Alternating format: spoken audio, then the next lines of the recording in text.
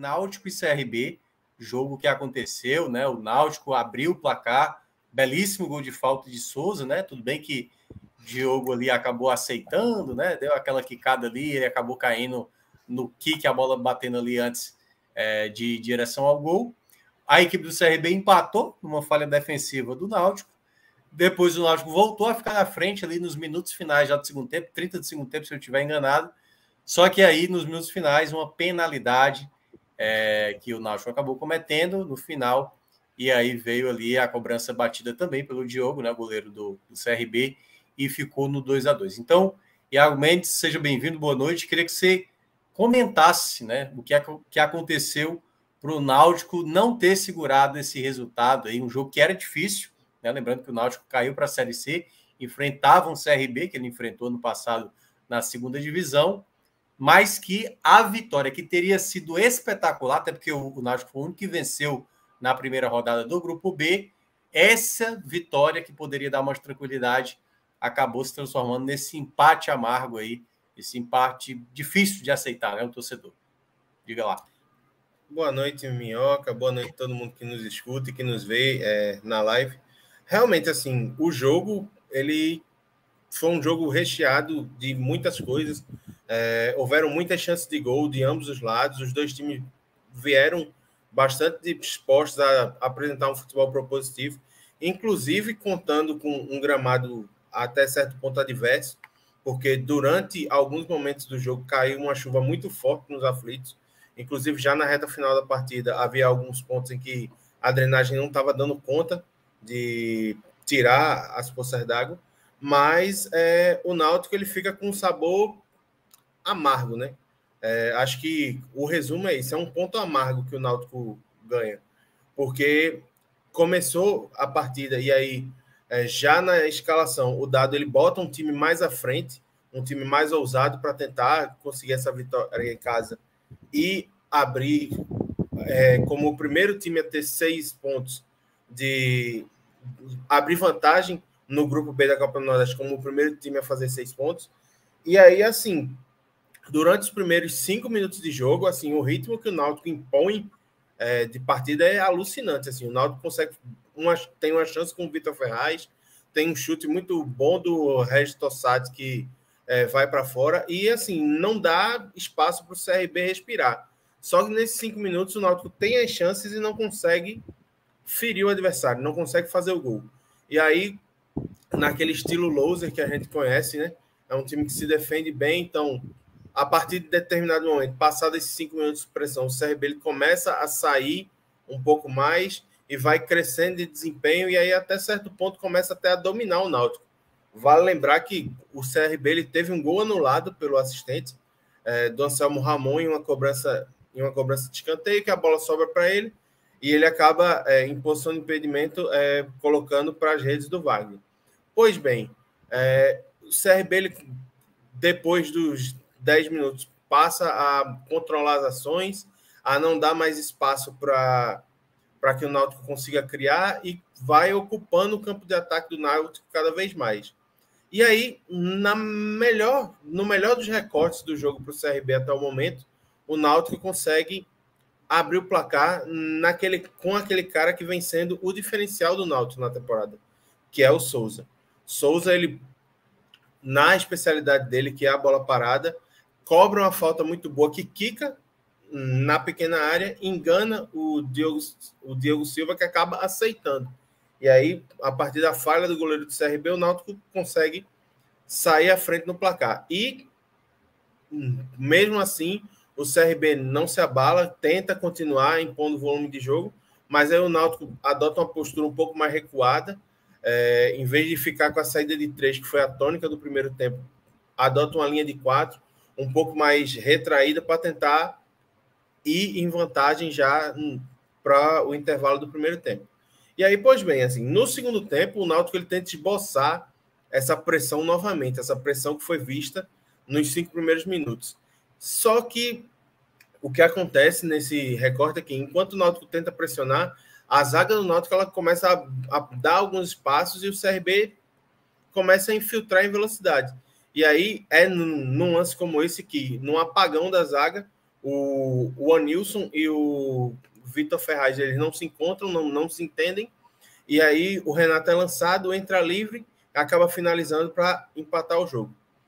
Nessa altura, já chovendo, já nos aflitos, se pensava que, poxa, agora pode ser que o jogo tenha acabado, né? Porque chove muito, o gramado começa a ficar castigado, só que não, o jogo ainda teve bastante emoção depois disso. Mesmo com o gramado ruim, sofrendo com a chuva, as duas equipes continuaram atacando, continuaram indo para o campo de ataque, e o Náutico, inclusive, com as mudanças do dado, começa a tentar trabalhar um pouco mais a bola, explorar a velocidade do polvilheiro pelo lado esquerdo e encontra o gol, o seu segundo gol, numa jogada com o ponto esquerda. Ele arranca em velocidade, faz um bom cruzamento, a zaga do CRB vê a bola passar e aí o Caion, um menino da base, recebe sozinho e completa para o gol para desempatar a partida. O Náutico volta a se segurar, tentar se defender bem, tenta equilibrar as ações do CRB, tenta ser mais ofensivo, não consegue levar tanto perigo, e aí, em mais um vacilo defensivo, mais uma vez, o João Paulo é lançado para a área, o Matheus Cocão tenta tirar a bola e acaba fazendo um pênalti de muita infelicidade, dando um trançapé no meio do CRB. É dado pênalti e o goleiro Diogo Silva, que era vilão até os 44 do segundo tempo, vai lá, bate o pênalti, até um pênalti um pouco polêmico, porque os jogadores do Náutico alegaram que ele fez uma paradinha fora da regra e que com isso ele teria deslocado o Wagner, mas o juiz Diego Pombo Lopes não interpreta assim.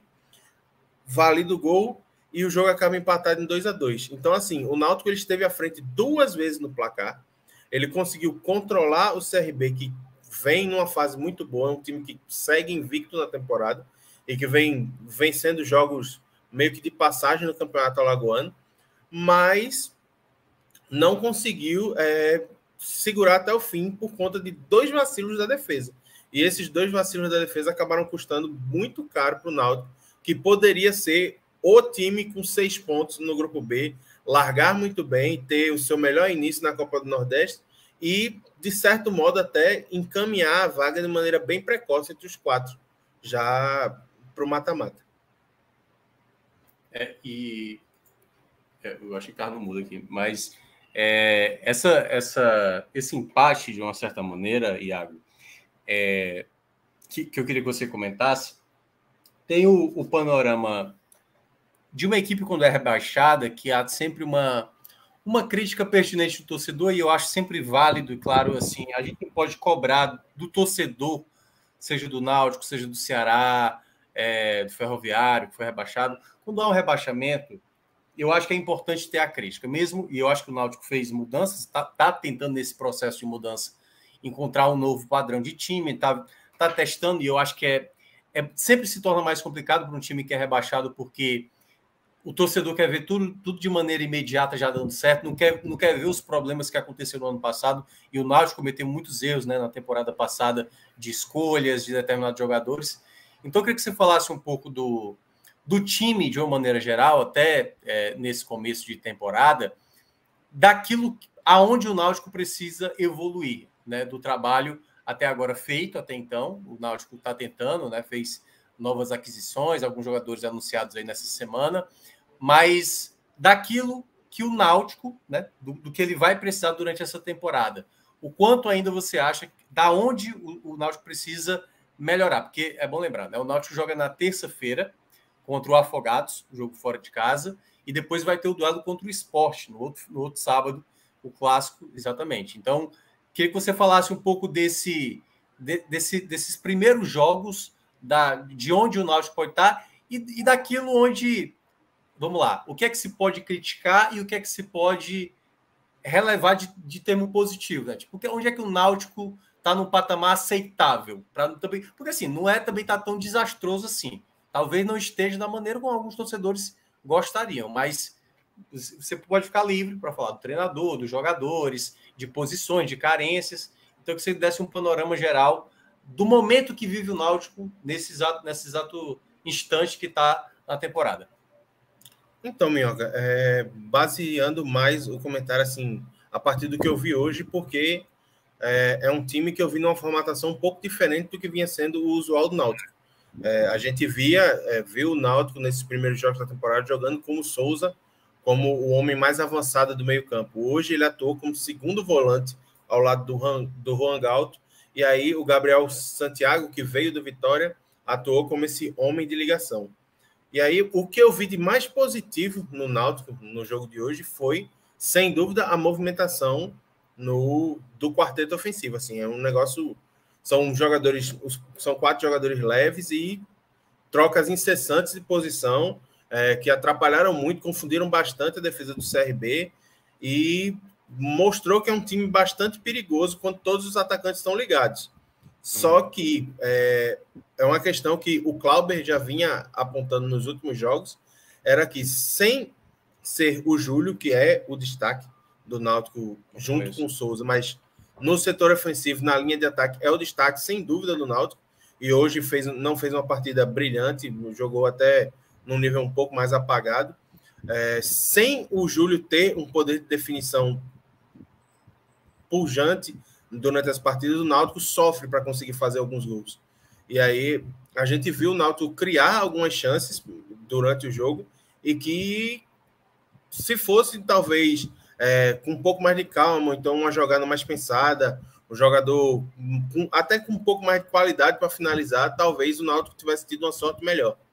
Quanto ao ponto que eu acho que precisa mudar, eu acho que assim, a defesa do Náutico hoje se mostrou muito vulnerável, especialmente pelo lado direito, com a dupla Anilson e Vitor Ferraz. Não gostei da partida de nenhum dos dois, mas assim, o Anilson, além da falha no primeiro gol do CRB, ele mostrou uma intranquilidade ao longo de toda a partida, erra muitos passes, assim, dá bote errado, então eu acho que é uma função que inclusive o Náutico pode começar a olhar com carinho, que talvez precise de um reforço, certo? Encontrar um parceiro para o Paulo Miranda, que, em detrimento do Anilson, estreou hoje e jogou muito bem. Jogou muito bem, não perdeu dividida, fez bastante interceptação, conseguiu distribuir a bola relativamente bem na saída. Então, assim, eu acho que o Náutico ele precisa olhar com um pouco mais de carinho agora o seu setor defensivo. Eu acho que o setor ofensivo pode melhorar ainda, especialmente com o entrosamento, né? Afinal, o Resto Tossati estreou contra o Porto, fez a sua segunda partida hoje, inclusive foi bastante criticado no jogo contra o Porto. Hoje eu acho que ele já conseguiu jogar um pouco melhor. O Gabriel Santiago é uma peça interessante que eu acho que pode ajudar bastante o Náutico na Copa do Nordeste e já projetando para uma Série C. E eu acho que é muito importante o Náutico continuar dando confiança, dando tempo, dando minutagem ao Júlio. Especialmente agora que o clube trabalha para deixar o Jael em condição. A chegada do Jael não pode interromper o bom momento do Júlio. Eu acho que isso é uma coisa que tem que se ter em mente e tem que ser importante. O Júlio é um jogador jovem, que tem começado a temporada muito bem, que pode agregar muito valor ao Náutico, tanto financeiro, no caso de uma futura venda, quanto em campo. Vem jogando muito bem, vem fazendo alguns gols. Precisa, é claro, como todo garoto jovem, assim, ajustar alguns pontos. Por exemplo, eu não lembro, acho que foi o jogo contra o Porto que ele foi expulso. Posso estar enganado.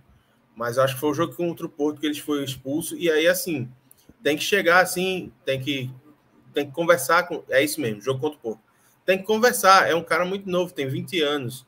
Então, chega, conversa, até dá dica. Os jogadores mais experientes do elenco tem que chegar, dar essa tranquilidade a ele, para que ele não entre tão pilhado nos jogos e não acabe desfalcando o Náutico em partidas importantes. Então, eu acho que é mais ou menos por aí. Eu acho que o Náutico tende a crescer no aspecto ofensivo, e no aspecto defensivo ele precisa de uma atenção um pouco maior. Mas sobre o trabalho do Dado, eu acho que o trabalho do Dado tem sido bom. Assim, a gente vê um Náutico que tem um modelo de jogo que vem se estabelecendo, vem sendo trabalhado e vem sendo moldado. Assim. Era um time que claramente a gente vê que joga num 4-2-3-1, num 4-3-3, como preferirem. E, assim, hoje teve uma formatação mais ofensiva. Teve uma cara de que, assim, é um time que pode ser que essa formação seja adotada para jogar nas partidas em casa, quando o Náutico tende a pressionar os seus adversários e tentar buscar o gol logo na saída de jogo. Eu acredito que não vai ser tão atirado assim em jogos fora de casa, mas eu acho que o trabalho do Dado também deve ser, até certo ponto, elogiado. Eu vi muita gente, inclusive, criticando ele pelas substituições, mas aí eu acho que dá para a gente conversar sobre isso mais para frente. Entendi. Não, e é basicamente isso que eu queria saber, assim, porque eu acho que tem algumas ideias de Dado ainda que para o torcedor é difícil, né? Como a Nilson, por exemplo, de zagueiro. Acho que é uma tentativa que ele está insistindo muito e que, como você bem falou, né, algo que não me parece que vai dar certo, ou que pelo menos deu um indício de melhoria, né? É algo que vem, acho que a cada jogo mostrando que eu não sei se ele quer um jogador de mais qualidade para a saída, não sei se ele chegou a mencionar, se falou, eu não cheguei a ver, mas tem coisas que às vezes que é natural, até o Felipe estava dizendo, né, que treinador geralmente é teimoso, e eu acho que é por essência, né? É porque, na verdade, tem muito a ver com a convicção, né, do que ele acredita do que é o futebol. E aí eu ou você poderíamos ser o treinador de um clube, tem toda uma torcida que, na visão de como eu vejo futebol ou como você vê futebol, boa parte da torcida não enxerga, e às vezes essas escolhas acabam sendo mais questionadas. Você já quer entrar nessa questão de jogadores ou quer pincelar mais alguma coisa que aconteceu na partida ou sobre o Náutico em termos gerais? Não, eu acho que falando especificamente sobre o Nilson, eu acho que tem até um pouco um ponto que pode ser a característica dele, por atuar também como lateral, é de ter maior capacidade de saída de bola, mais velocidade, só que assim, na balança, isso não pode ser utilizado como justificativa em detrimento de erros defensivos. E hoje foi o que a gente viu. A gente viu um jogador que fragilizou o sistema defensivo do Náutico. Inclusive, assim, falha de maneira decisiva para que o CRB marque um gol com o Renato, que era lateral aqui no Sport, virou ponta, e hoje é o homem-gol do CRB, que tem, inclusive, o Anselmo Ramon como centroavante, né? Mas eu acho que assim, é necessário se estudar, ver se vale a pena continuar insistindo ou se vale a pena colocar acionar o Odivan, ver se ele encaixa com o Paulo Miranda, ou se vai ser necessário o Náutico ir ao mercado e buscar um zagueiro mais confiável para poder compor a sua defesa. Porque eu, particularmente, o que eu vi da partida do Nilson hoje, eu acho que acendeu não só o alerta para mim, como para muito torcedor também. Também acho. Então, já pode entrar aí nos destaques, né? Quem foi bem, quem foi mal. Já soltou um spoilerzinho aí de alguns jogadores, mas fique à vontade aí para citar os destaques positivos e negativos da partida. Bom, vou começar pelos negativos, assim. O meu destaque negativo vai ser como eu costumava fazer com o Ceará no ano passado, mas vai ser para o Náutico também um pódio de judô, assim. Em vez de 3, vão ter 4 medalhistas. E aí, assim, dividindo a medalha de bronze, eu vou colocar o Juan Galto e o Vitor Ferraz. O Vitor Ferraz que vem afunilando muito para o meio, mas essa afunilada dele para o meio e deixando o Anilson exposto tem feito com que o sistema do Náutico possa apresentar algumas fragilidades. E hoje não foi diferente. Ele até aparece bem para tentar articular, mas na função primária, que é a função defensiva, como lateral direito, ele tem deixado devendo. É um jogador, a gente sabe que é um jogador muito experiente, que já não tem a força, a explosão e a velocidade de antes, mas que hoje ficou devendo. E o Galto, assim, é o cara que é a pedra de solidez do meio-campo, né? Então é o cara que está lá para proteger a defesa e para ser o homem da primeira saída de bola. E aí, a partir do momento em que você vê que esse jogador ele começa a ter dificuldade na distribuição, o time acaba ficando um pouco travado. E foi assim que eu vi o Náutico a partir do momento em que o CRB conseguiu encaixar a marcação. Tanto que ele é sacado durante a partida e é acionado o Matheus Cocão na vaga dele, que eu vou falar dele agora. Matheus Cocão, para mim, fica em segundo lugar, porque ele entra no lugar do Galto, ele não dá a diferença necessária na saída de bola, ele não aprimora o passe, e ainda por cima de tudo, é protagonista do lance do empate do CRB. Comete um pênalti bobo, que derrubando o João Paulo dentro da área, reclama do pênalti, mas assim, eu, na minha visão, por exemplo, acho que não tinha do que reclamar. Ele realmente trança o pé do atacante do CRB e aí a gente sabe, não tem o que fazer. Mas sempre naquela, é um jogador muito jovem ainda, vindo das divisões de base, a torcida precisa ter paciência, mas hoje ele foi decisivo para que o Náutico não tirasse 3 pontos no jogo nos aflitos. Por fim, vem o Anilson. Assim, realmente foi uma partida para mim muito ruim, muito abaixo do que se espera de um jogador num torneio como a Copa do Nordeste. Acho que ele foi muito mal, deu muito espaço, foi muito afobado e falhou assim de maneira até meio bizarra no primeiro gol, porque a bola passa por o Renato passa por ele como se não tivesse ninguém na marcação, vai lá e faz o primeiro gol. Então, assim, inclusive eu vi muita gente chiando com o desempenho dele no Twitter, e aí eu meio que endosso com a partida, que eu achei bem ruim mesmo. Assim. Bom, sobre os destaques positivos, eu queria começar destacando...